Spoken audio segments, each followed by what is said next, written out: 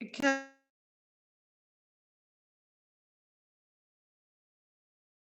I think Kelly's trying to do an override and mute me.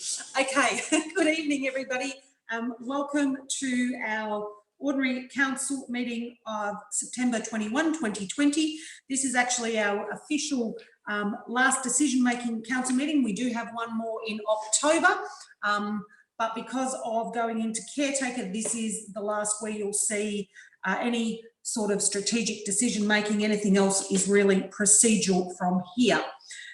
So, councillors, welcome, and if I could first begin with the statement of acknowledgement. We acknowledge the traditional owners of this land in which we are meeting and pay our respects to their elders past, present and emerging, and to those from other communities who are here with us today, for they hold the memories, the tradition and the culture of all Aboriginal and Torres Strait Islander people. Item 3 is apologies and requests for leave of absence, of which there is none. Item 4 is declarations under acts, regulations, codes or local laws. I don't believe there's anything CEO. Item 5 is declarations by councillors of any conflict of interest. Councillor Mildred, you have one tonight. Thank you, Madam Mayor. Item 8.5 in regard to the sale of land at Whytes Road. Thank you.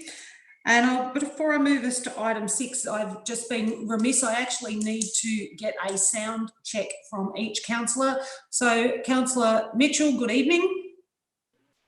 Good evening, Madam Mayor. Thank you. Councillor Danny Lowe. Evening, Madam Mayor. Thank you. Councillor Libby Hall. Hello. Thank you. We need to work on your mute button technique. I think I'd love to see the palm of your hand. Good evening, Councillor Watson. Good evening, everyone. Good evening, Councillor Mildred. Evening. Thank you. And Councillor Bennett. Hello. There we go. Beautiful. Sorry, that was remiss of me to do that, making sure that that was all there. Item 6 is the confirmation of minutes from the previous meeting. There is 2 recommendations there. The first one, if someone will move that for me on page 3. Feel free. Thank you, Councillor Mitchell. Thank you, Councillor Watson. If nobody wishes to speak against that, I will put that motion. All those in favour? Thank you. Motion is carried unanimously. I think I need to change hands. It gets outside the screen. Second one is for the special meeting held on Monday, September 7th, page 4. Can I have someone move that, please? Thank you, Councillor Bennett. Thank you, Councillor Lowe. No one wishes to speak against those minutes. All those in favour? Thank you. Motion carried unanimously. Item 7 is delegates' reports, of which there is none. Item 8.1, I'm going to give you all a moment because we got it emailed to us earlier today. So I just need to open up my phone. And that was emailed to us and it has 8.1 and 8.2. 8.1 is the certification of annual financial reports and performance statements. So this is a pretty important document. Now I know I'd just like to pass on our thanks to Renewal and the team through the CEO for working incredibly hard to get this report to us a month early. It was important that we received this report during or prior to going into caretaker, and it's especially important for then the new council to have these financials finalised and the information before them. So, councillors, before I ask if somebody would move the recommendation there, which has 3 points, I'm actually going to ask Renewal, who is our Director of Finance, to actually do a presentation to us tonight. It's a pretty complex document. It's pretty thorough and robust. It meets all the VAGO requirements and it also meets all of the auditing principles. So, Renewal, you get to take over our screen and drive the bus from here. Thank you, Madam Mayor. I shall just share my screen so everyone can see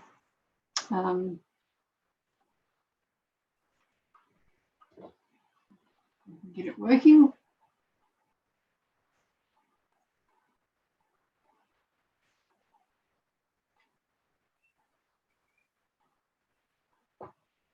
I believe we can see the comprehensive income statement.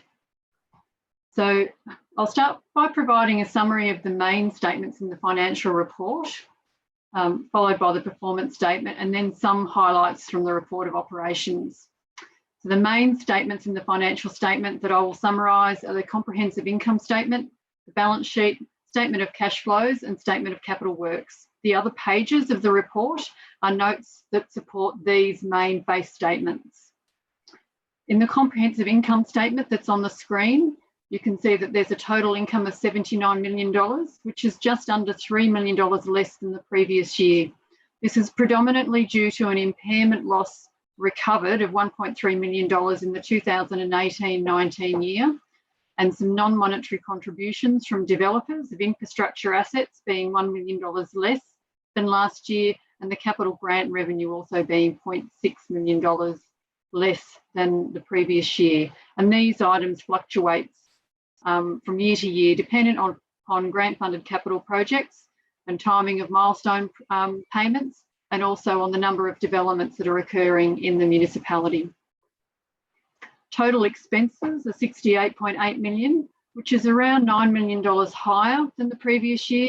This is predominantly due to the Logic Gasgate contribution of $5 million that was paid just before the end of June, and the land impairment of $4 million.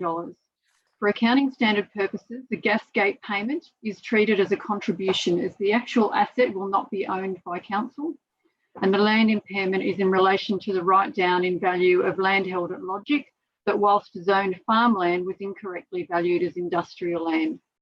Other changes in expenses relate to the introduction of the leasing accounting standard for the first time in the 1920 financial year, where lease payments are no longer included in the materials and services line and are instead reported as amortisation on right of use assets and finance costs leases in the comprehensive income statement.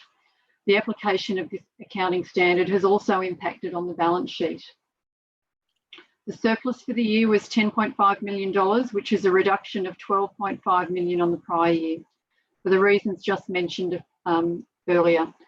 Other comprehensive income includes net asset revaluation increment of $1.7 million from the revaluation of the city's stormwater drainage assets. This is a reduction from the prior year, which had $14.9 million. And this was predominantly due to the 2018-2019 year, including revaluations of multiple asset categories, including land and buildings, roads, footpaths and bridges. The overall comprehensive result is a surplus of $12 million. This surplus is used to fund Council's capital works program. I'll now move to the balance sheet.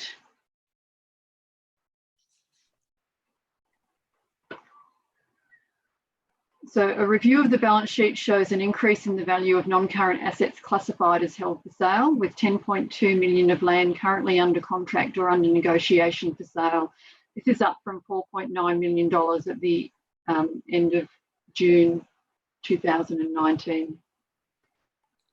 Non-current assets have increased, with property, infrastructure, plant and equipment increasing by $6 million from the year before, and right of use assets of $6 million being recorded for the first time due to the introduction of the accounting standard for leases.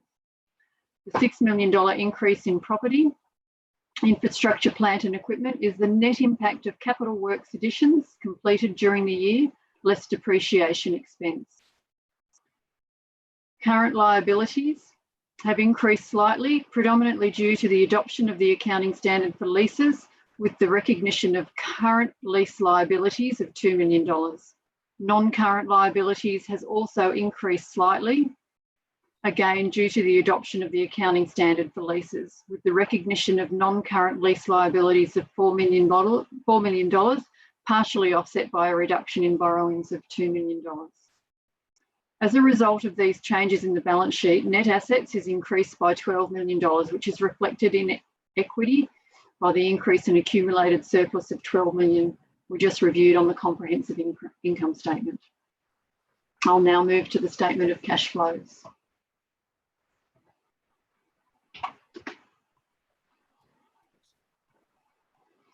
The statement of cash flows is a representation of the cash transactions of council over the last year. Net cash generated from operations amounted to $18 million. Council spent $15 million cash on investments in property, infrastructure, plant and equipment, and paid $2 million in interest and lease finance costs.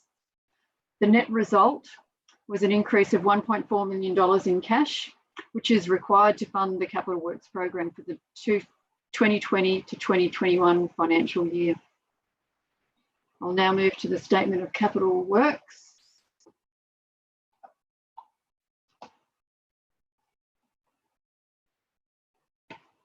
The statement of capital works shows 15 million of capital works was completed in the 2019-2020 year, which is $2 million less than in the 2018-2019 year.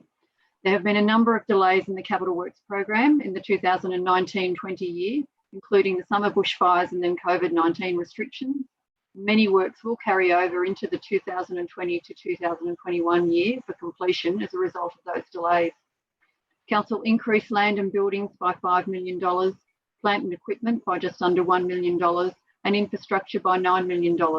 This can be broken down into $4 million on new asset expenditure, $6.5 million on asset renewal, and $4 million on asset upgrade. The rest of the financial statements are the supporting notes to these face statements, and I will not go through those tonight. I'll now move on to the performance statement.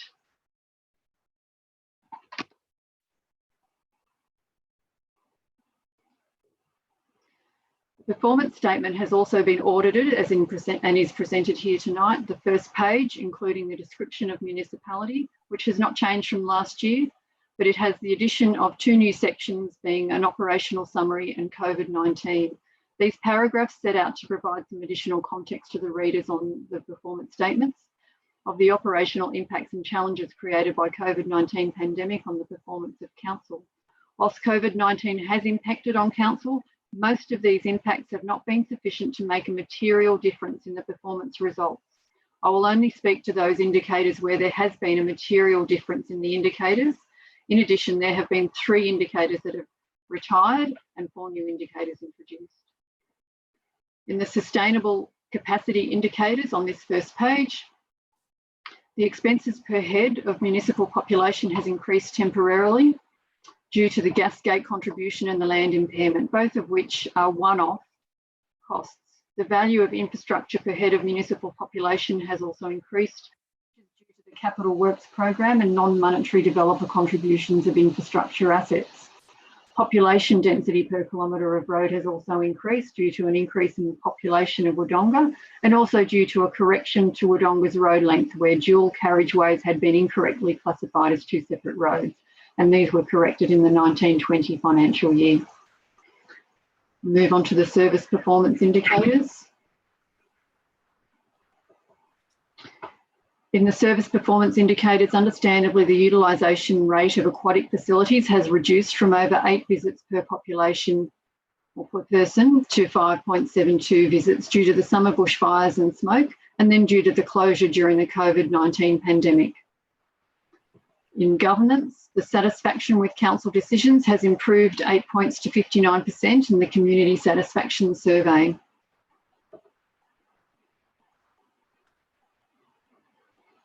Statutory planning had 2 permit applications determined by VCAT. Council's decision was varied by consent following a compulsory conference. Council was bound under legislation to the applications due to North East Water objecting to both permits in its capacity as a determining referral authority.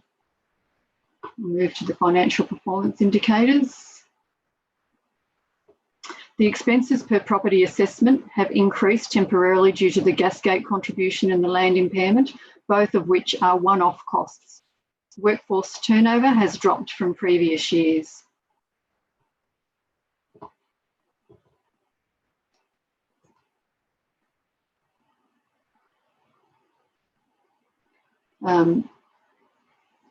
Council's unrestricted cash is used to fund the capital works program, and due to 2 large projects being the Library Gallery and Barranduda Fields, unrestricted cash has remained high but is anticipated to drop as these 2 projects are completed. And Council continues to fully fund our asset renewals.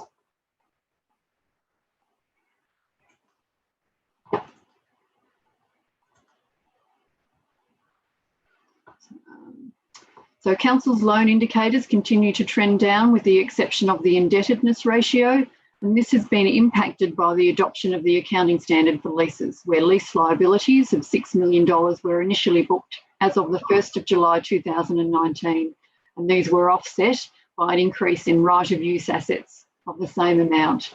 So whilst we haven't increased our borrowings as such, the change in accounting standard has resulted in a change in our indebtedness ratio. The adjusted underlying result is a deficit of 7.81%. And again, this is due to the gas gate and land impairment, both of which were one-off operating costs. And they were the major indicators with variations. I'll now move to the report of operations. And as I said, I will only focus on the ones where we've had a major or more than an immaterial variation, and ones that we haven't already discussed in the performance statement. So the cost of indoor aquatics facilities, due to the change in management, the dissection between indoor and outdoor costs is fixed in the contract, which is a change from the contract and how we separated those costs under the previous contract and provider. So just a slight change in presentation more than anything there.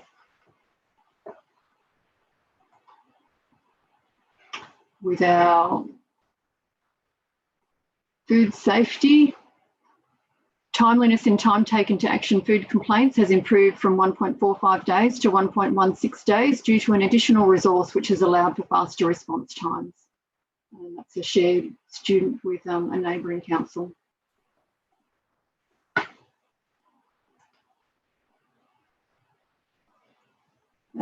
Governance, so transparency, the number of decisions made at meetings closed to the public has increased from 9.21% to 10.61%.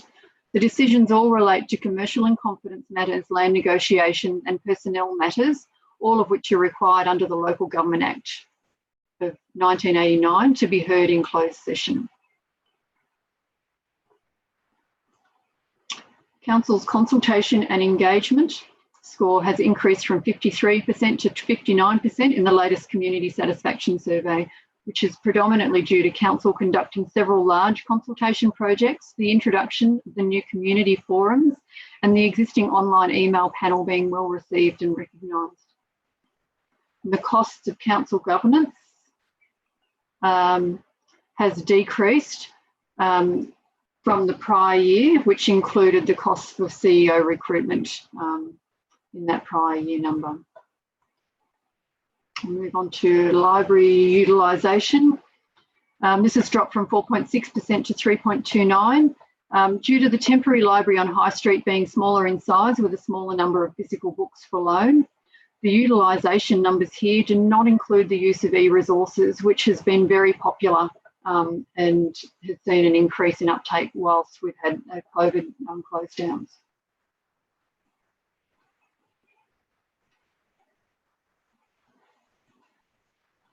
I'm just juggling two screens here. This is playing hard to get. I'll move on to roads. So our number of sealed road requests have dropped from 34.93 to 23.32. This is reflective of the results of Council's last road condition assessment, showing that Council is up to date with its road renewal obligations and therefore there are fewer requests for intervention being received.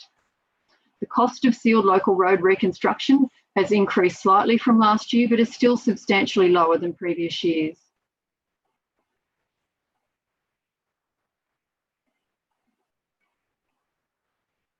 And waste satisfaction with curbside bin collection requests has increased due to the inclusion of requests made direct to Cleanaway for the first time. The service costs for garbage and recycling collection have also increased in line with the terms of the contract. And the last part of the report includes the governance and management checklist. I won't go through this in detail, but that sets out key dates for Council's plans, strategies and corporate reports and when they've been last updated or reported to Council. Thank you very much, Well, for that comprehensive review of a very, very important document. So councillors, like I said, that document had been emailed to you and the recommendation is on page 7. There's 3 points to that. Do I have someone put that motion?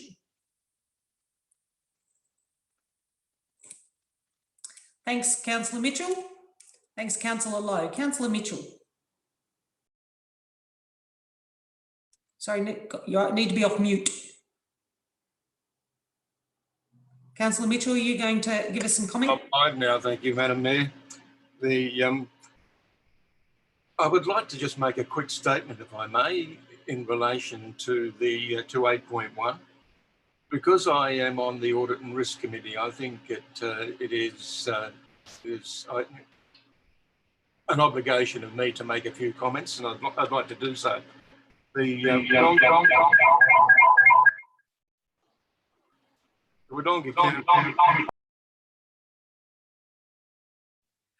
I didn't ask for sound effects, Councillor Mitchell. I don't know what you've got going there.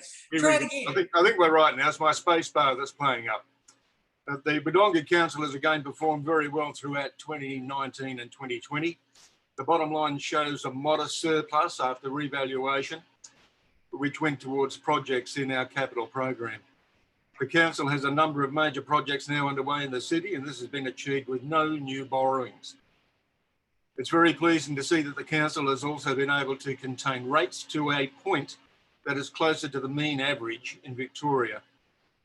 It's worthy of note that any surplus of waste management will be directed only to waste capital projects.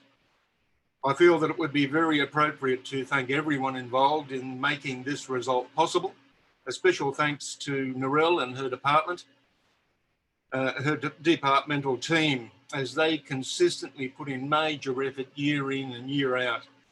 And this is truly, especially true in a year of drought, bushfires and COVID-19.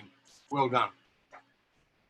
I would just like to also add that councillors last week, the 16th of September, attended a quarterly meeting of the External Audit Committee and Risk Committee and witnessed firsthand how the operations of council are placed under the microscope and carefully examined. I'm sure that they all came from that meeting with a clearer view of transparency at its best. Thank you. Thanks, Councillor Mitchell. Councillor Lowe. Yeah, I echo the words of Councillor Mitchell there, and to save rehashing on his words and going over Narelle's extensive coverage of this report, I just wanted to highlight the fact that councillors probably have two major things that they need to do, or three as councillors. One is help determine a budget, and two is the strategic direction of the city, and three is accountability to that budget. And this is one of the ways we double check how we have gone against our budget, and how we hold council accountable to the projects that we've asked to be delivered. You'd have to be a harsh person in these times to having just not even through the pandemic yet and out of the fires, to get critical of a few of our minor projects not being delivered on time during these times. As Councillor Mitchell said, we've done quite well coming out the other end of this with still a surplus in hand. I'm just going to identify the gas gate, because it's one of the most ones that I get asked about. Gasgate is sitting out at Logic. It's a project councillors as a team identified on something that could help propel Logic to the next stage. There's a small gas supply out there, but it's not big enough for industry. So councillors as a team, and as with most projects, no individual councillor can get any project over the line. They have to collaborate with other councillors and come to negotiation or an agreement that this particular project or any project is a priority. So for all those prospective councillors that may be watching tonight, just remember you may have to work in a team. we identified this project because we thought it'd be income generating long term. So whilst we won't own the asset, we'll pay for it and hopefully attract business, which will attract jobs. And by attracting business and jobs out there, you get the flow-on effect for downward pressure on our residential rates, because the more commercial businesses we attract to our region, the less our residential rates will be. So it's just, yeah, it's the project that I get asked about most in the community of what is it? And yeah, it's a larger gas supply so industry can tap into it. Thank you. Thank you, Councillor Lowe. Does any other councillor wish to speak against this document? No, you would like to add something further, Councillor Bennett? Yeah, I'll make it very quick. I just wanted to highlight one of the items in the service performance indicator, one of the sexiest topics, waste. So again, our waste diversion rate is really, really high, one of the highest in Victoria, which is so cool. So for the past 4 years, we're at about 70%. So this year we're at 71%. So that means we've diverted 71% out of landfill, which is phenomenal. So that not only saves the environment, but that saving can then be realised by ratepayers as well. So well done, Wodonga residents. Thank you. Did anybody else wish to make comment or speak against the document? No. Again, I'd just like, before I come back to you, Councillor Mitchell, I would like to again thank the team through the CEO. That is a very strong financial result. And while this is the wrap up, because we get to see these figures, I guess, all the way through, I think one of the things that is the most evident to me is long-term financial management and planning does take time to unfold. And what we're seeing unfolding is that really good planning. So, you know, we have seen debt decrease down to just over $18 million. You're absolutely right, Councillor Mitchell. All the assets have been renewed and or are in the pipeline, and yet we still have no new borrowings. We're going to see the sale of things like the old pool site and things will flow through into this financial year, not the previous. So there's some sales there and some capital flow that will come in that will assist a future council to continue to provide for this community. So again, thank you, councillors, but thank you to the team for getting these documents to us a month earlier. Councillor Mitchell, did you have anything to close? No, thank you, Madam Mayor. Thank you, councillors. Motion is there before us. All those in favour? Thank you. Motion is carried unanimously. Okay, we're going to move to item 8.2. Just bear with me. I need to open my phone again. And it is the 2019-2020 financial result and estimated rebudgets. Again, a pretty important document. There is a recommendation at the end of that report. I'm just trying to get to it on page 13 of 25. There's 2 items there. Renewal, did you need to take us through any of this, or are you just happy for councillors to potentially put the motion and have any comment? Unless there's any specific questions, I'm happy for the councillors to go ahead and put the motion. Okay, thank you. Councillors, the 2 recommendations are there on that page. What did I say? It was 13 of 25. Do I have someone put that document, please? Oh, sorry, is that your hand up? Councillor Mildren? Yep, thank you. And a seconder? Thanks, Councillor Lowe. Councillor Mildren. Thank you, Madam Mayor. There's not a lot to add to what's been said about the other things in relation to all the budget matters, but I think it's logical that we move this motion as recommended, because let's transfer the amounts there across into the budget for the incoming council. I think it would be inappropriate for us to be trying to spend that money before we pass it on to the next council in the circumstances. So I commend the motion. Councillor Lowe? No, I totally agree with Councillor Mildren. Thank you. Any other councillors? No. Before I come back to you, Councillor Mildren, I think it's worthy of note that in the estimated rebudgets, there is an amount of $100,000. It is actually a new line item, and that's for COVID recovery. And that's all about us being able to, should the requirement be there in terms of any financial support, but also any projects or programs that we may be able to undertake to stimulate business and or our community coming out of this. So that budget line item's there with no definitive around it. I know that the staff through the CEO are working very hard to look at what that might be. They are, I know that the CEO is working with the other CEOs with regional cities around the state to see what they're doing to take the best learnings, the best processes, etc. So I think that is a really important step.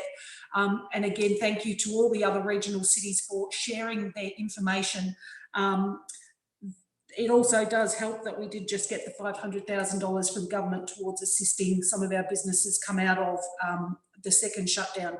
So thank you again, staff, for providing this information to us. Councillor Mildren, to you for any close. Yeah, no further comment. Thank you, Madam Mayor. Thank you. Councillors, motion is before us. All those in favour? Thank you. Motion is carried unanimously. Okay, that leads us to item 8.3, which is the Common Seal local law. It's another one of those updates in regard to the change in the legislation. The recommendation is on page 13 of 90 of your documents, councillors. The recommendation is in two parts. Do I have someone put that motion, please? Thanks, Councillor Bennett. A seconder. Thanks, Councillor Watson. Councillor Bennett. No. Councillor Watson, any comment? No, Madam Mayor, thank you. Did anybody wish to speak for or against this motion? If not, Councillor Bennett, nothing for close. Councillors will put the motion. All those in favour? Thank you. Motion is carried. Item 8.4 is the Public Art Policy Review. The recommendation is to adopt option 2 for the revised public art policy on page 17. Do I have someone put that motion? Madam Mayor, I'm happy to move.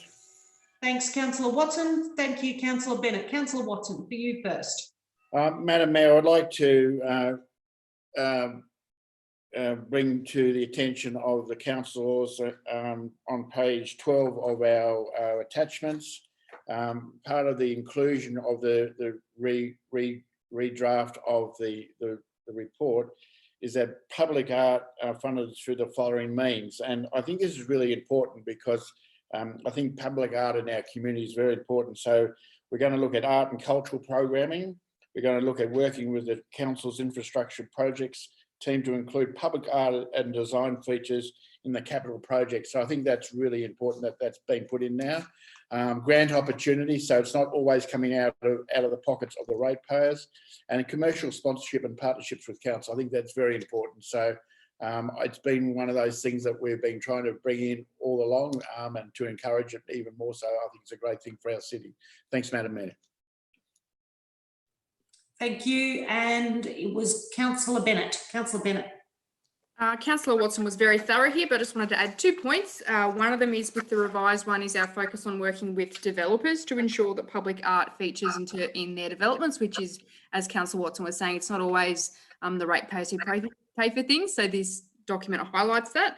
And also this revised document actually considers the intellectual property of Aboriginal art as well. So that's great to have that all on record. So we've got a consistent approach to this. Good day, thank you. Any other councillors? No, a pretty important document for us to have, and even more importantly, an important asset, particularly around upstream and the delivery of legacy art through that project. Thank you. Back to you, Councillor Watson. Did you have anything you needed for close? Madam Mayor, one thing about public art in any community, it attracts people, it attracts tourism, it attracts people and discussion. So I think it's a great thing that we have in our community and in our for us to go forward. So, Madam Mayor, I put the motion. Thank you very much, Councillor Watson. All those in favour? Thank you. Motion is carried unanimously. Item 8.5. Now, Councillor Mildren, you have a conflict. You know which button to hit.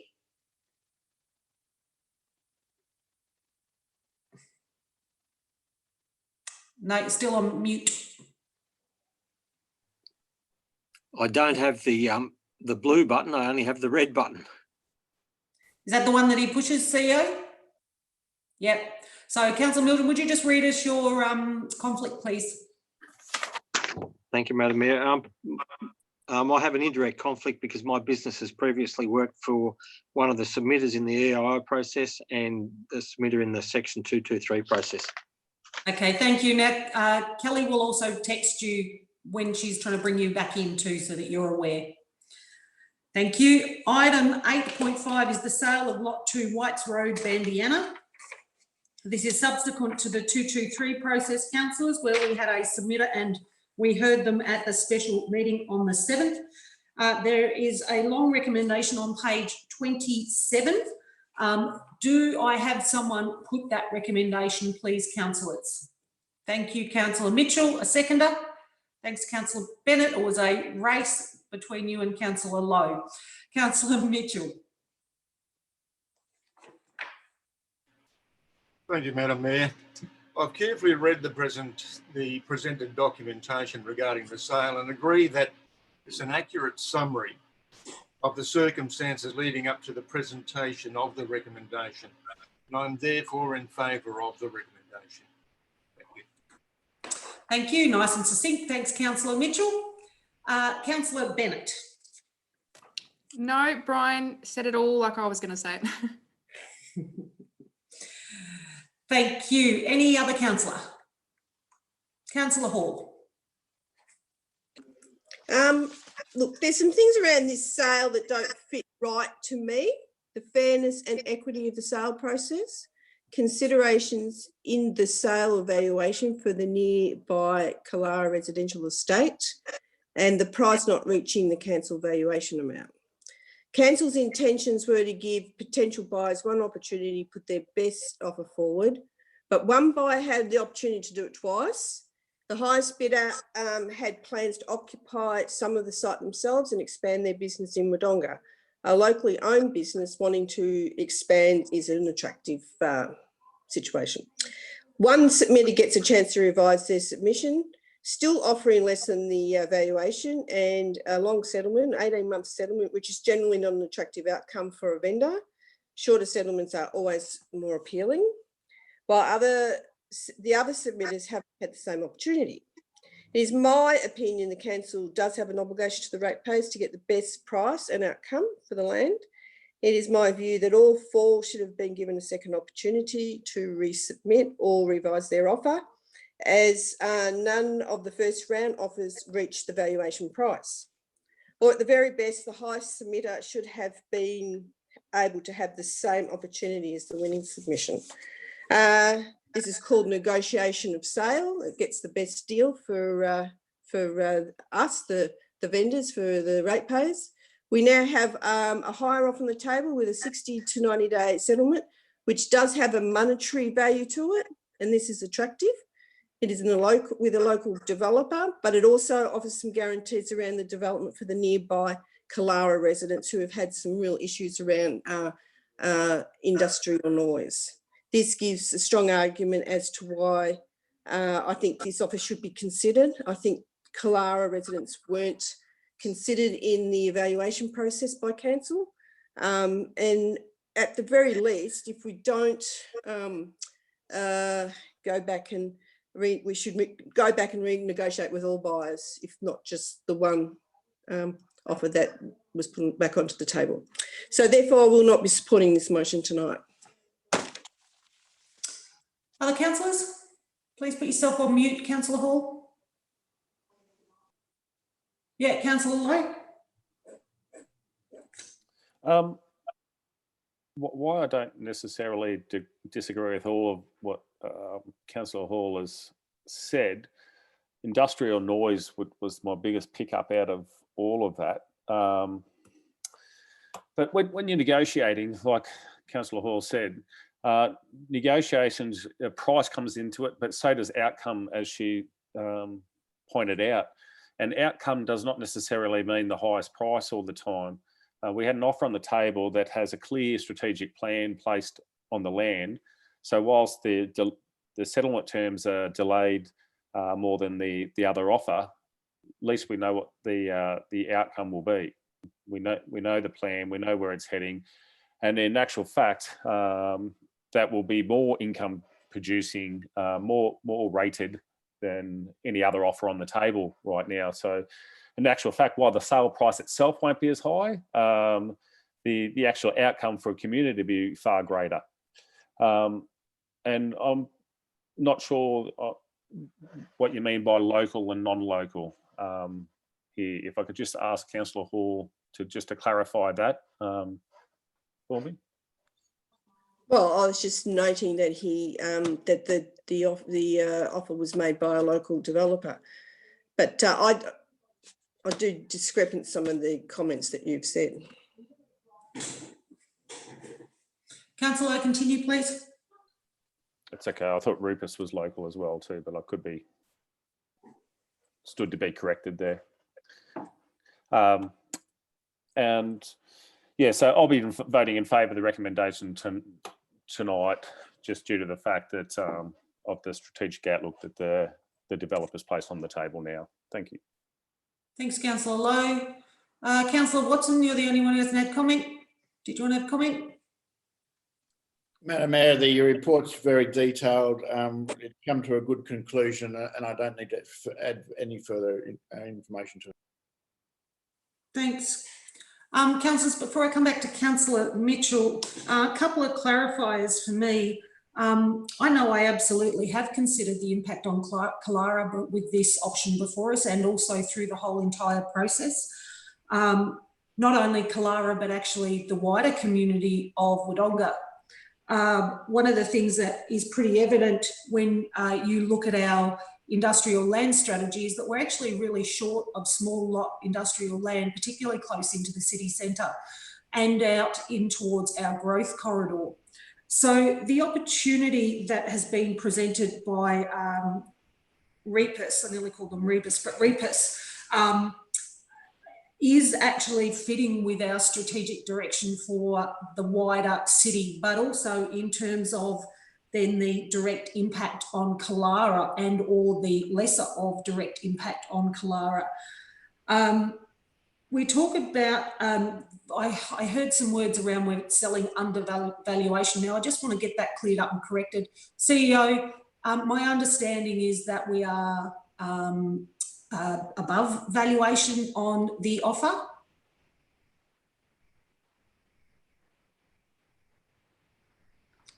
Madam Mayor, I think we are actually slightly below valuation, but so were all of the bids through the EOI process. Obviously, the actual EOI process where we got 4 bids, they all got an equal opportunity. They all put their best foot forward. The EOI process concluded and Council on the 27th of July made a resolution to proceed with Rebus.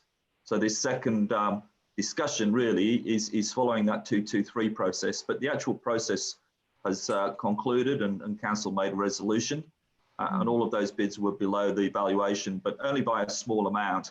And as has been mentioned by a couple of councillors tonight, the EOI specifically wanted to get the best price, but it wanted to look at speed to development and how we can create jobs and continue the transformation and growth of the city.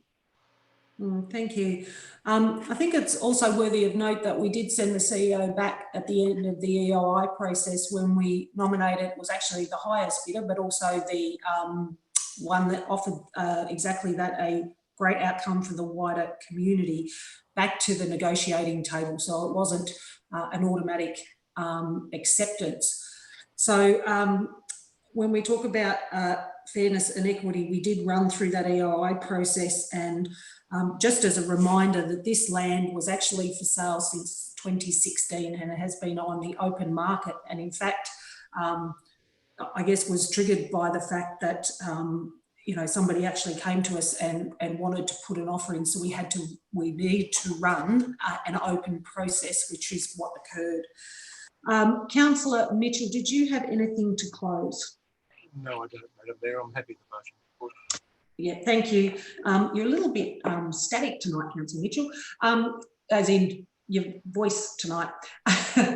Councillors, the motion is there before us on page 27 as put by Councillor Mitchell. All those in favour and against? Motion. I can't hear you, Councillor Hall. Could I call a division? Of course you can. And I'm not going to read out that entire recommendation. You don't need to listen to my dulcet tones all night, but there is the 4 major points in that recommendation on page 27. Councillors, all those in favour? Motion is carried. Councillor Speedy, Councillor Mitchell, Councillor Lowe, Councillor Watson, Councillor Bennett, and against Councillor Hall. Can you please return Councillor Mildren to our session? Thank you.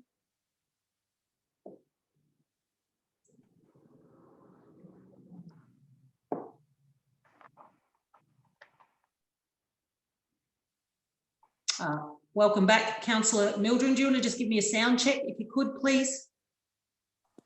Thank you, Madam Mayor. Terrific, thank you. You're just on my other screen, so I'm going to apologise if I don't see you pop your hand up. You may just need to speak to me so that it comes through. Item 8.6 is tender for Footpath and Recreation Path Renewal Program 2020 to 2021.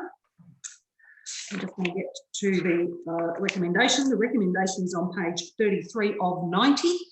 There's 3 points there. Councillors, do I have someone put that motion? Madam Mayor, I'm happy to move.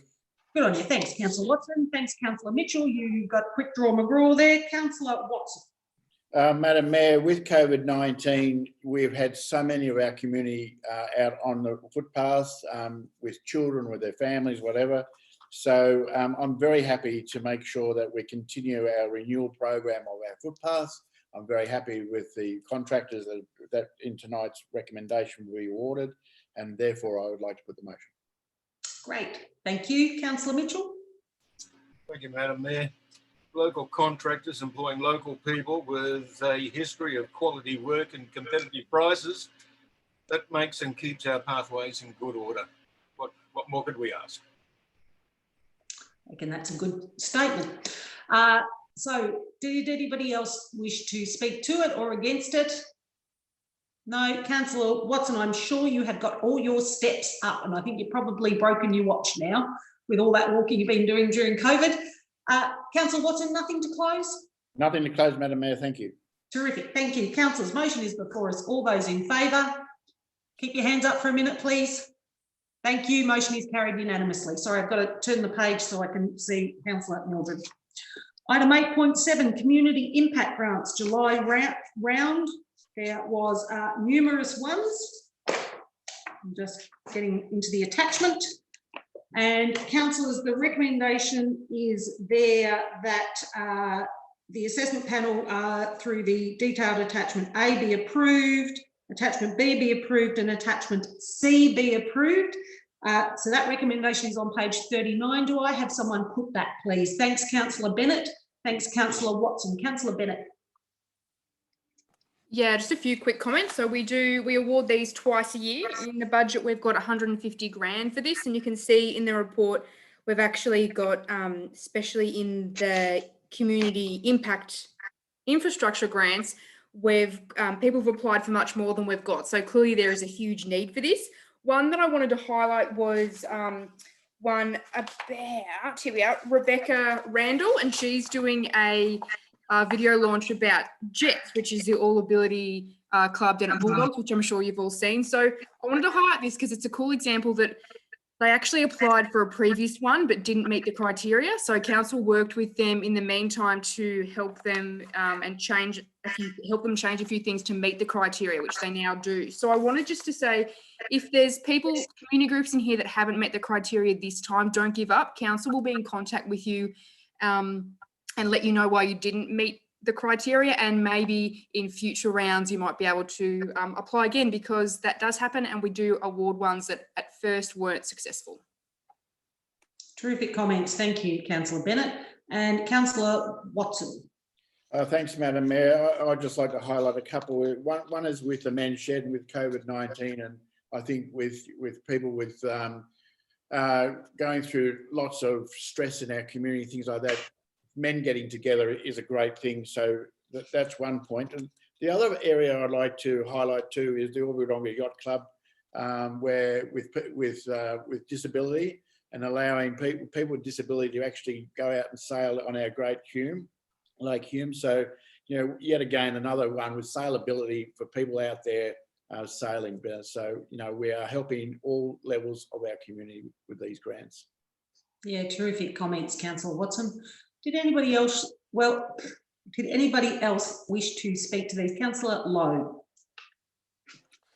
Unfortunately, my content locker has decided to crash and update itself at a really appropriate time.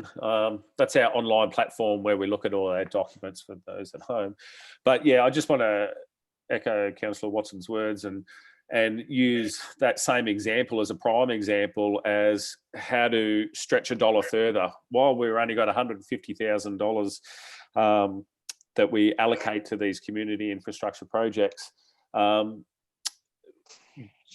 the variety of these projects is so vast. It could be from a dance group to mental health awareness to people working with brain injuries, to the men's shed partnering with the Scouts, for example. I know they have in the past. So it's an example of we might donate $10 to someone, but we get about $40 of in-kind back on that. So it's whilst we're also providing an avenue, we receive so much more in return than just the financial input that we do to it. So because I can rest assured the kids in wheelchairs that are going out to use that floating pontoon and the carers that have to push them down to the boats and get them on and off those yachts will be quite thankful for this grant as well. Thank you. I bet. Yeah, good comments, councillors. This is such an important part of what we do as councillors, enabling our community to power itself. So that is back to Councillor Bennett for any close. I'm taking there's no other comment from anybody else. I'm just checking over the page. Councillor Bennett, anything for close? No, councillors, motion is before us. All those in favour? Thank you. Please keep your hands up. Thank you. Motion is carried unanimously. Item 8.8 is the minor alterations instruments of delegation, section 46P2, Planning and Environment Act 1987. The recommendation is there on page 43 of 90. Councillors, did somebody like to put that motion, please? Thanks, Councillor Watson. Thanks, Councillor Bennett. Councillor Watson. I've just got myself off mute, which is one of those frustrating things we do in this day and age of Zooming. But Madam Mayor, there's no further comments. I'd like to just put the recommendation. Thank you, Councillor Bennett. No comments. Did anybody wish to? Sorry, Councillor Mildren, you're off. Beauty. Okay, the table's yours. Thank you, Madam Mayor. I don't get animated about many things, and I generally accept that council decisions are all about the numbers, and sometimes you win and sometimes you lose. But this is not a minor matter. If the decision is to delegate this vitally important decision-making to an officer, then it is to open the door to potential corruption into the future. Developer contributions is one of the most contentious matters for councils, and all decisions should be made in open, transparent council meetings, not by an officer behind closed doors and out of the eye of the public scrutiny. Decision-making in respect to developer contributions is widely known to be the point of most exerted pressure upon council staff. This decision, if it goes as recommended, will be another removal of transparency and accountability and an abrogation of councillor responsibility to ensure proper oversight. This is a critical decision-making component of the process of ensuring appropriate infrastructure and facilities provided to our growth communities. Historically, this is the area of planning that has the most propensity for improper practices, at its worst, even at councillor levels. So to place this responsibility in the hands of one person is irresponsible, and no matter how experienced or capable the incumbent person may be. This is a dangerous delegation in terms of open and accountable decision-making by council, and is a clear abrogation of council's responsibility and should not be supported. This is not a matter where it can honestly be said that councillors do not have adequate expertise. It is a matter where councillors must be accountable and across the process. Councillors don't have to know the detail, they need to know the process and the inputs to it. This delegation is a big step too far, and at this late stage in the life of this council should not be made. At the very least, the decision should be left to the incoming council. Thank you, Madam Mayor. Thanks, other councillors. Councillor Hall. Yeah, I would just like to add to that. I concur with what Councillor Mildren has said, but I also like to add, the argument that it's time sensitive, that may be so, but we have had special council meetings organised on such short notice, and generally everyone's turned up. So I don't see that as a problem. Other councillors? Councillor Mitchell or Councillor Lowe, any comments? Yeah, Councillor Lowe. Probably just a question to Councillor Hall, if I may. Which particular delegation is it that you would like to see there, Councillor Hall? Because I haven't heard it yet.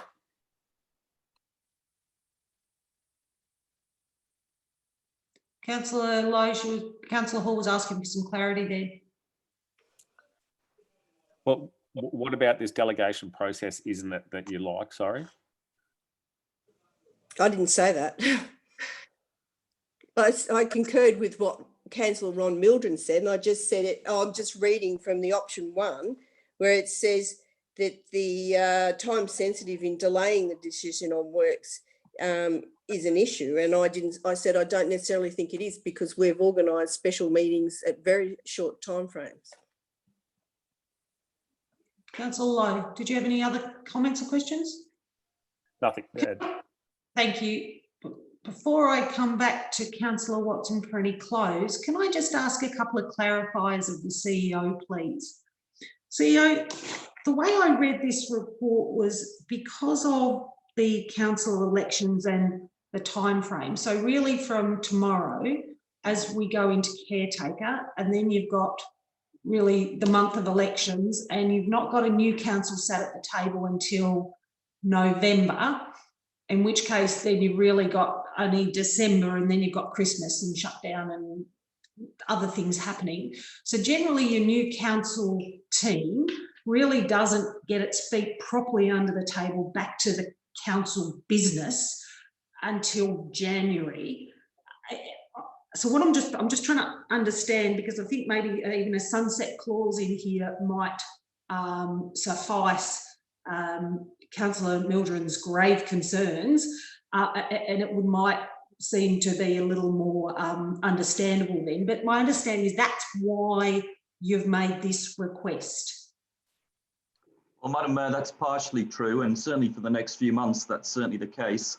But we also consider that this delegation is for the undertaking of what we consider to be fairly operational activity. And I think it's just probably important to clarify that the DCP, the Developer Contribution Plan, has already been agreed. And for the community, this plan is a way whereby we get developers to fund all of the critical infrastructure that goes to a future development of the PCP. So what needs to be done in terms of specific items have all been costed and signed up in a legal agreement. But there is an opportunity for us to negotiate operationally, almost week by week, with developers to deliver those outcomes by works in kind. And in fact, the state thinks that the works in kind agreements, where infrastructure is delivered when it's required by the developer on site, actually delivers some of the best outcomes for the community in terms of getting that infrastructure done on time and obviously to the right standard. So we see this pretty much in a similar fashion to the fact that a negotiated 173 agreement is already delegated to the CEO, and we see this as an operational matter. We're not going to alter what's in the DCP. We're not going to alter the financial value of any infrastructure requirement in the DCP, but where we can achieve that outcome through a works in kind agreement with a particular developer, we think that's a good outcome for the community, and certainly supported by the state in terms of the use of works in kind agreements. So councillors, just bear with me. I just think it might be prudent, just because this is something new, DCPs are new to this council, and or not just this council or group, but this council of Wodonga, and also its developers and the team. And I know we've been getting terrific advice, but I'm almost sort of thinking that perhaps Councillor Watson, as the mover, I'm wondering if there shouldn't be a third point where there is a review process and report back to council in June 2021. So by that, what I am suggesting is that we get a look at how much are you having to do, CEO? Is there substantial change? What does that look like to the outcomes? Are we getting more for our money? Are we getting great community outcomes? You know, it even allows us to check the costings and the DCP that's been put together. So it could come back as a fairly robust report. I'm not, you know, I'm looking to you, CEO, whether that would be something. I think that would be useful for yourself as well and the team, but I think it would also give a level of comfort to councillors. Do you see any operational issue in doing that, CEO? I don't see any issue with that. I don't know whether Officer Schultz has got anything to add. I don't see a problem with that. And again, I just sort of suggest that the DCP itself is a legally binding contract. We're not seeking to make any changes to it. We're just seeking to negotiate outcomes that are not cash related, but they are works in kind equivalent to the cash limit put into the DCP. But that review would certainly be welcomed. Yep, I understand all that, CEO. It's more about, I guess, giving a level of reassurance to the wider community. Councillor Watson, would you be happy to add that point 3 to your motion? Well, Madam Mayor, in my closing statements, and after hearing the debate from Councillor Mildred and things, I was going to have something along those effects, because we're always reviewing our policies, we're always reviewing our delegations. And if you'd like to bring that forward a little bit earlier than we normally would, but allow time for council. So I think after June 30th or something like that would be a good date. But allow the current council to work, and then so I'm happy to move a point 3 as a review of this motion and a report back to council. Thank you. And Councillor Watson, I'll just remind you of the words that I'm suggesting. It's a review process and report be made to the June council meeting 2021.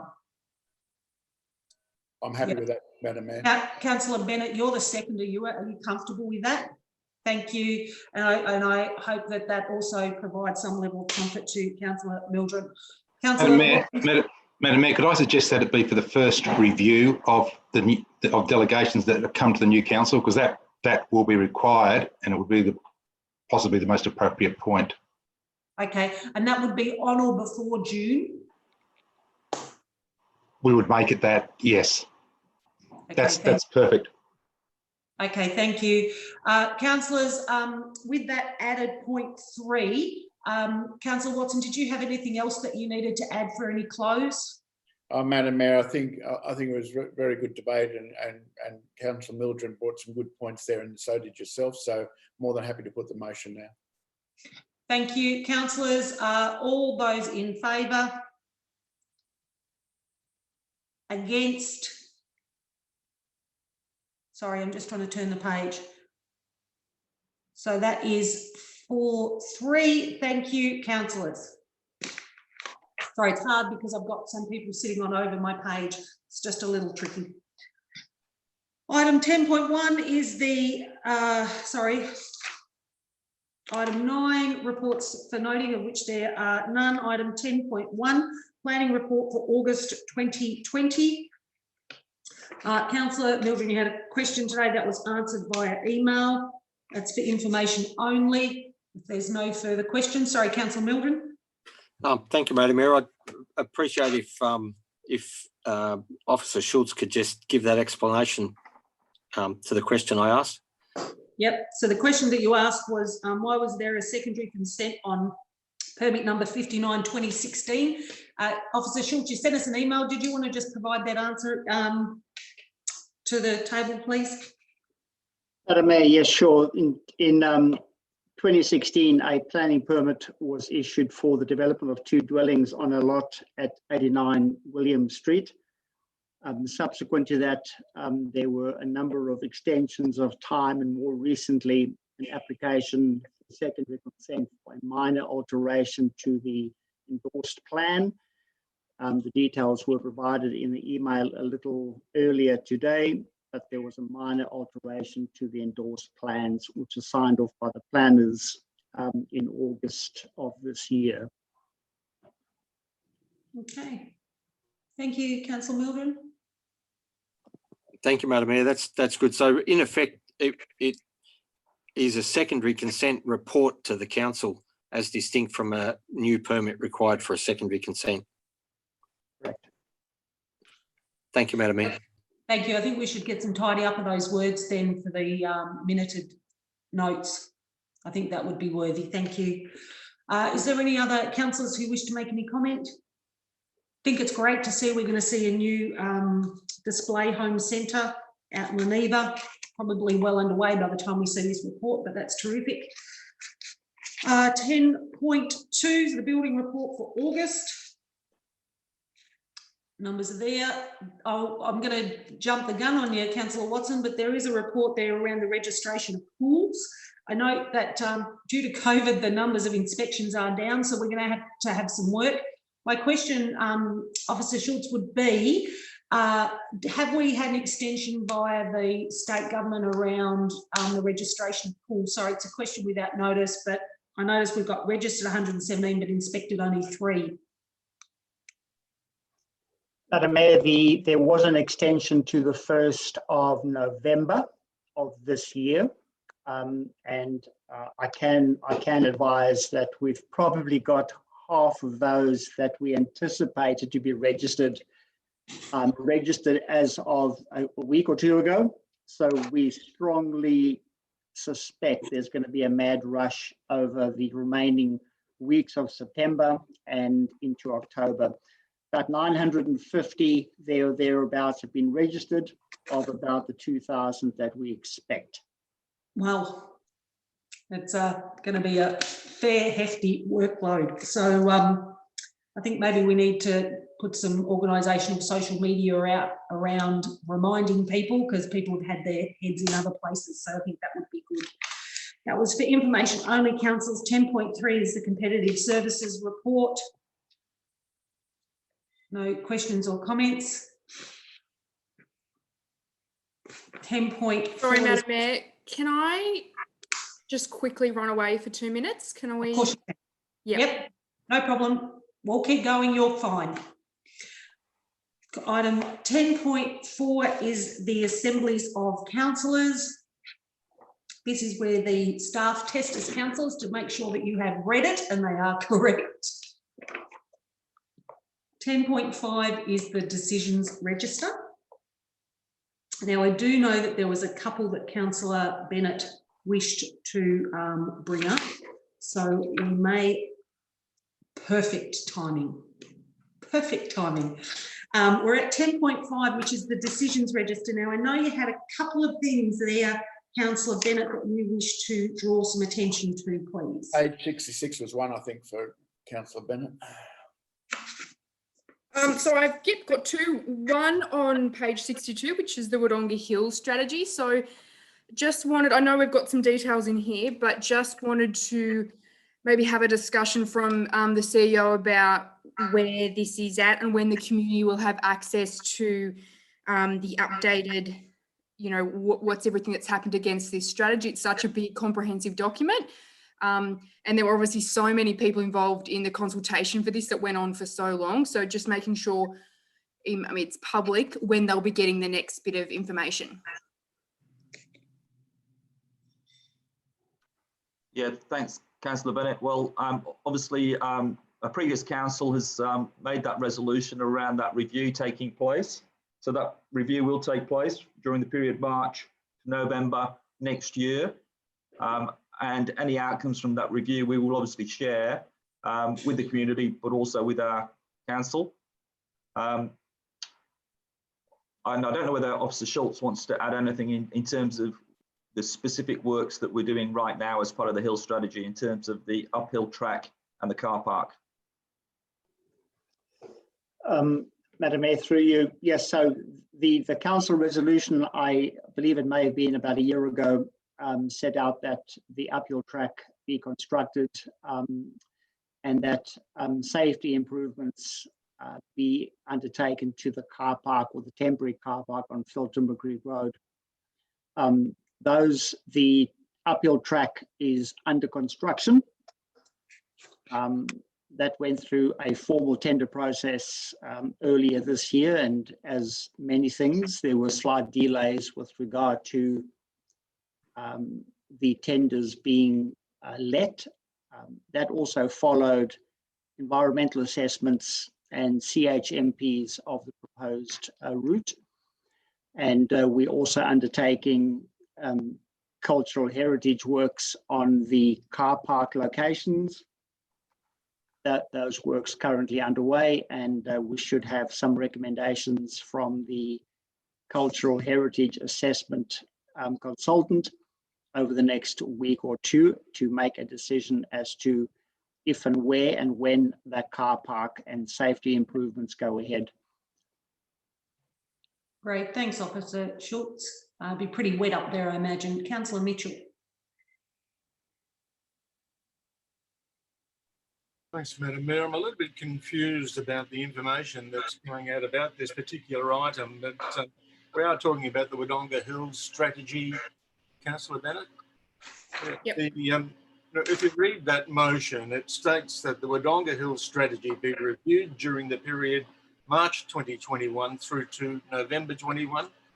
And the new committee will operate under revised terms of reference as defined by council and will consist of councillors along with nominated representatives from DILT, the Indigenous Community, Country Fire Authority and the Wodonga Urban Land Care Group. Yep. So this is a new committee that will be formed during that period to review the Wodonga Hills strategy. Yep, and the actions that have taken place out of the action plan and out of the strategies and plans of council to that date. Correct. Yeah. Yep. And I think Councillor Bennett's question was really about an update and are we going to see anything? Because as you said earlier today, Councillor Bennett, you had quite a few questions and you just from community members and you're seeking some clarity. Is that correct? And if there's going to be the new group, it would probably make sense for them to have an updated here's where everything's at. So if that's going to happen at the same time, it'd be good to make that document public for community as well. Yep. And I just had one other one on page 66 about the Albury-Wodonga regional deal. It doesn't have a status in there, but I know there's obviously heaps going on with this. So just wanted to have that on public record too with what the update for that one is. Thanks. CEO? Yes, thank you, Madam Mayor and Councillor Bennett. I'm pleased to say that since the signing of the Statement of Intent, despite COVID, the regional deal has been progressing quite well behind the scenes. We've created a whole series of community consultation groups and reference groups. Those reference groups cover themes like livable communities and tourism in our region, or surrounding councils and shires, so it's a proper regional deal.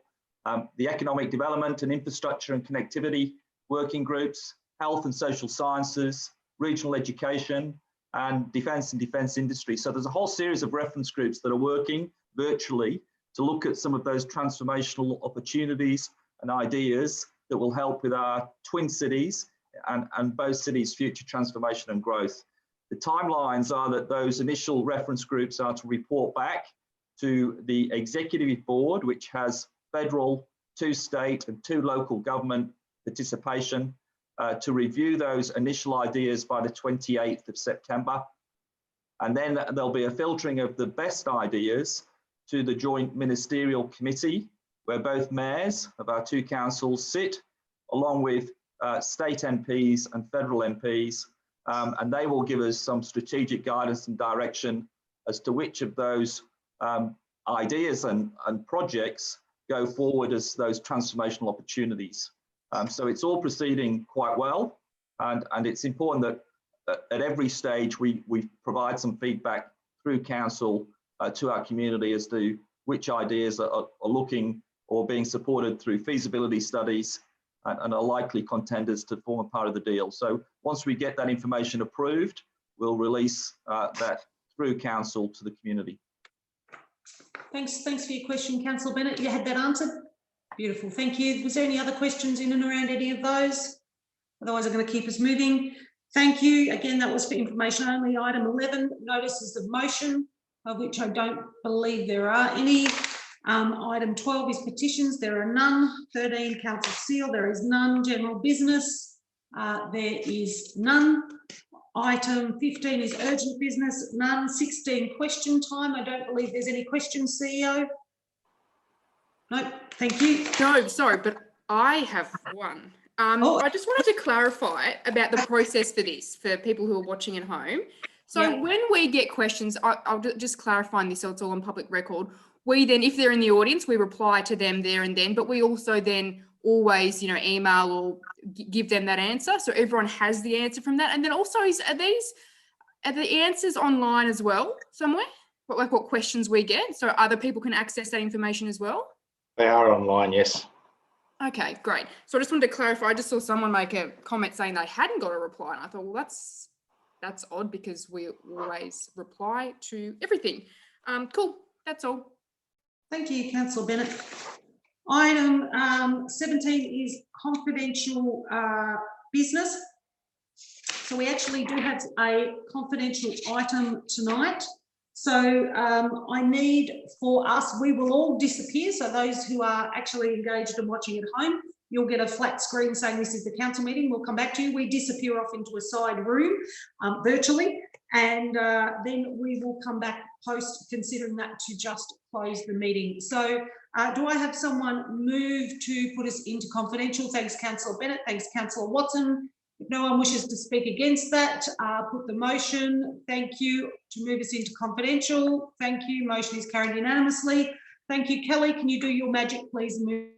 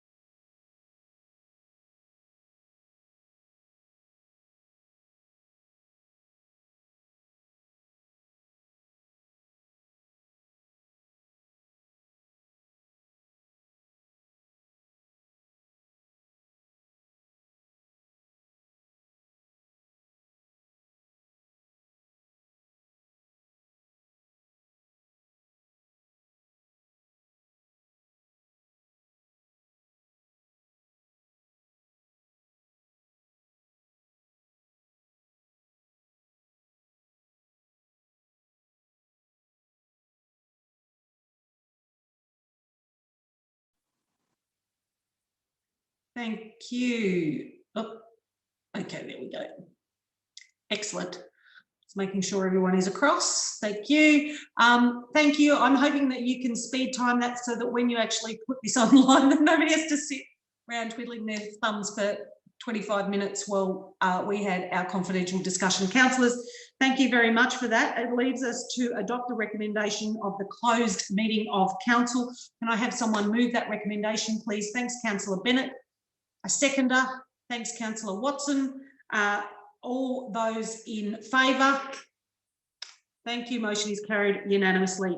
That enables me to close this, really probably one of our final, well, it is our final strategic decision-making meetings. Thank you, councillors. Thank you, team. And I remind people of our last meeting on Monday, the 19th of October.